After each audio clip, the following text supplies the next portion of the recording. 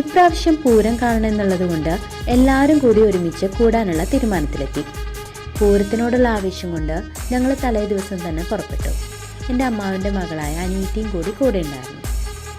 അമ്പലത്തിൻ്റെ മുമ്പിലെത്തിയപ്പോൾ പൂരത്തിൻ്റെ തലേ ദിവസമായതുകൊണ്ട് എന്നാൽ ഇവിടെ ഒന്ന് ഇറങ്ങിക്കളയാന്ന് വിചാരിച്ച് വണ്ടി നിർത്തി.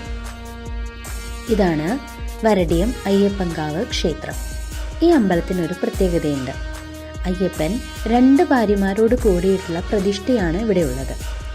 അമ്പലത്തിന്റെ പ്രത്യേകത പറഞ്ഞാൽ എത്ര പേരെ ഏറ്റെടുക്കുന്ന എനിക്കറിയില്ല, എന്നാലും പറയാം. തൃശൂർ കുന്നംകുളം റോഡിനെയും ഷൊർണൂർ തൃശൂർ റോഡിനെയും ബന്ധിപ്പിക്കുന്ന മുണ്ടൂർ വിയൂർ റോഡിൽ മുണ്ടൂരിൽ നിന്നും 2 കിലോമീറ്റർ ദൂരത്തിൽ കിഴക്ക് വരടിയം ഗവൺമെന്റ് UP സ്കൂൾ സ്ഥിതി ചെയ്യുന്നുണ്ട്. ഈ സ്കൂൾ ഞങ്ങൾക്ക് നൊസ്റ്റാൾജിയാണ്, അത് പിന്നെ പറയാം. ഈ വിദ്യാലയത്തിന്റെ വടക്ക് കിഴക്ക് ഭാഗത്താണ് വരടിയത്തെ അയ്യപ്പൻകാവ് എന്നറിയപ്പെടുന്ന ശ്രീധർമ്മശാസ്താ ക്ഷേത്രം. വിരാട രാജാവ് വിരാജിച്ച സ്ഥലമാണ് വരടിയം എന്നും ഐതിഹ്യമുണ്ട്. നൂറ്റാണ്ടുകളുടെ പഴക്കമുള്ള ഈ അമ്പലത്തിന്റെ പ്രത്യേകത എന്തെന്നാൽ കേരളത്തിൽ അത്യപൂർവമായി മാത്രം കണ്ടുവരുന്ന ഒരു ശാസ്താ പ്രതിഷ്ഠയാണ് പൂർണ്ണ പുഷ്കല എന്ന 2 ഭാര്യമാരോട് കൂടിയ ശ്രീധർമ്മശാസ്താവിന്റെ പ്രതിഷ്ഠയാണെന്നാണ് വിശ്വാസം. ഇത്തരം ശാസ്താ പ്രതിഷ്ഠ പാലക്കാടിനടുത്ത് പഴയ കൊച്ചി രാജ്യത്തിലെ ചിറ്റൂർ താലൂക്കിൽ വിളയന്നൂരിലും ചോറ്റാനിക്കരയ്ക്കടുത്ത് കണയന്നൂരിലും മാത്രമാണുള്ളത്.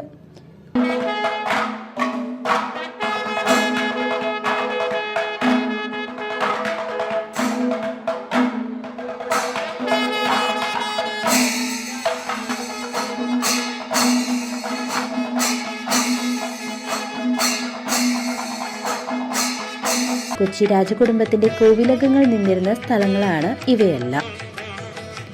അയ്യപ്പനും ശാസ്താവും തമ്മിലുള്ള അന്തരം മനസ്സിലാക്കി വേണം ഈ ക്ഷേത്രത്തിൽ തൊഴാൻ. നിത്യബ്രഹ്മചാരിയാണ് അയ്യപ്പൻ, എന്നാൽ ധർമ്മശാസ്താവാകട്ടെ ഗൃഹസ്ഥാശ്രമയും. ഇതിന് ഉപോത്ബലകമായ കഥ ഭാരത പുരാണത്തിലെ ഒരു ഭാഗത്ത് പരാമർശിച്ചിട്ടുണ്ട്. പാലാഴി മദന സമയത്ത് ഭഗവാൻ മഹാവിഷ്ണു ധന്വന്തരി രൂപം കൊണ്ട് അമൃത കുംഭവുമായി ആവിർഭവിച്ചു. കുംഭം അസുരന്മാർ തട്ടിയെടുത്തതിനെ തുടർന്ന് അത് തിരിച്ചെടുക്കാൻ വിഷ്ണു ഭഗവാൻ പാർവതി ദേവിയെ ധ്യാനിച്ച് മോഹിനി രൂപം ധരിച്ച് മായ കൊണ്ട് മയക്കി അമൃതകുംഭം വീണ്ടെടുത്തു. ആ ദിവ്യമോഹന രൂപം നാരദനാൽ പ്രേരിതനായ ഭഗവാൻ ശിവൻ ദർശിക്കുകയും ദർശന മാതൃകയിൽ മോഹിനി ഗർഭം ധരിച്ച് ഒരു പുത്രന് ജന്മം നൽകുകയും ചെയ്തു. മഹാവിഷ്ണു ശ്രീധർമ്മശാസ്ത എന്നും ശിവൻ ശ്രീ ഭൂതനാഥൻ എന്നും പേരിട്ടു.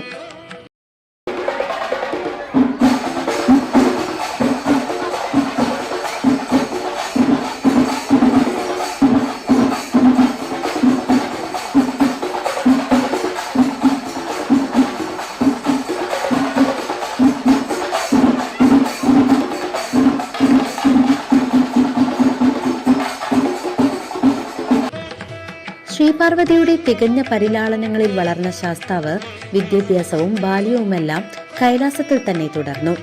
ഋഷിവര്യന്മാർ പോലും ശ്രീധർമ്മശാസ്താവിന്റെ ശാസ്ത്രവിദ്യകളിലും ധർമ്മപരിപാലനത്തിലും സദാചാരനിഷ്ഠയിലും ആകൃഷ്ടരായി. ഒരു ബലിജ്ഞൻ സ്വർഗസിദ്ധിക്ക് വേണ്ടി ചണ്ഡികയാഗം നടത്തിക്കൊണ്ടിരിക്കുമ്പോൾ യാഗപശുവാക്കി ശിവഭക്തിയായ ഒരു കന്യകയെ ബലിയർപ്പിക്കാൻ തുടങ്ങിയ സമയത്ത് അവളുടെ ദീനരോധനം കേട്ട ശിവൻ കന്യകയെ രക്ഷിക്കാൻ ശാസ്താവിനെ നിയോഗിച്ചു. ധർമ്മോപദേശത്തിന് തുനിഞ്ഞ ശാസ്താവിനോട് ബലിജ്ഞർ യുദ്ധത്തിന് പുറപ്പെടുകയാണ് ഉണ്ടായത്. യുദ്ധത്തിൽ ദയനീയമായി തോറ്റ ബലിജ്ഞ രാജാവ് ശരണം പ്രാപിച്ച് ക്ഷമായാചനം ചെയ്തു. പ്രായശ്ചിത്തമായി തന്റെ സുന്ദരിയായ പുഷ്കല എന്ന പുത്രിയെ ശാസ്താവിന് ദാനം ചെയ്തു. പിന്നീട് ധർമ്മിഷ്ഠനായ പിഞ്ചക എന്ന രാജാവ് ദുർഭൂതങ്ങളുടെ നടുവിൽ പെട്ടുവിടലുന്ന അവസരത്തിൽ ആപൽ ബാന്ധവനായ ഭഗവാൻ ശ്രീധർമ്മശാസ്താവിനെ അഭയം പ്രാപിച്ചപ്പോൾ രാജാവിനെ രക്ഷിച്ച ധർമ്മശാസ്താവിനെ പിഞ്ചകൻ പത്മപീഠത്തിലിരുത്തി പൂജിക്കുകയും മകൾ പൂർണ്ണയെ ധർമ്മശാസ്താവിന് വിവാഹം ചെയ്തു കൊടുക്കുകയും ചെയ്തു. പൂർണ്ണ പുഷ്കലമാർ സത്യപൂർണ്ണ എന്ന മഹർഷിവര്യന്റെ 2 നേത്രശക്തികളാണെന്നും പൂർവ്വകഥകളുമുണ്ട്. ശാസ്താവിന്റെ 2ാമത്തെ അവതാരമാണ് നിത്യബ്രഹ്മചാരിയായി ലോകത്തെ മുഴുവൻ അനുഗ്രഹിച്ചുകൊണ്ട് ശബരിമലയിൽ വിരാജിക്കുന്ന അയ്യപ്പസ്വാമി. അങ്ങനെയൊക്കെയാണ് ഈ അയ്യപ്പൻകാവിലെ ഐതിഹ്യങ്ങൾ. ഈ ക്ഷേത്രത്തിലെ പൂരാഘോഷം എന്ന് പറയുന്നത് ആനപ്പൂരവും കാവടിയും തെയ്യവും ഇതെല്ലാം കൂടി ആഘോഷമാണ്. ഞങ്ങൾക്ക് പൂരാഘോഷത്തിനേക്കാളും കൂടുതൽ സന്തോഷം തരുന്നത് എല്ലാവരും കൂടുന്ന നിമിഷങ്ങളാണ്.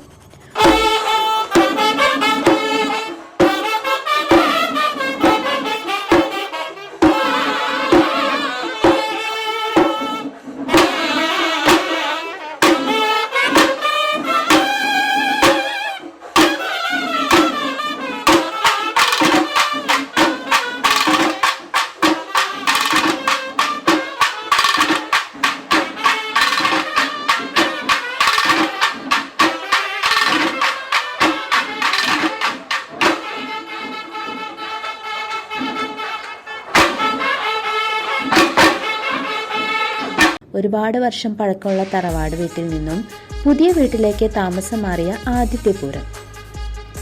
ഇന്ന് എല്ലാവരും ഒന്നിച്ച് കളറാക്കാന്ന് വെച്ചു. പുറത്തുള്ള നല്ല ചൂടിനെല്ലാം മാറ്റിവെച്ച് ഒരു നാടിനെ മൊത്തം ആഘോഷമാക്കി മാറ്റുന്ന ഉത്സവങ്ങൾ, എല്ലാവരും കൂടി കൂടുന്ന കുറച്ച് നിമിഷങ്ങൾ, പഴയകാല ബന്ധങ്ങൾ പുതുക്കാൻ പറ്റുന്ന കുറച്ച് നിമിഷം, കൂടാതെ ചെറുപ്പം തൊട്ട് കണ്ടു വളർന്ന പൂരവും ആഘോഷങ്ങളിലുമെല്ലാം വീണ്ടും കൂടുക.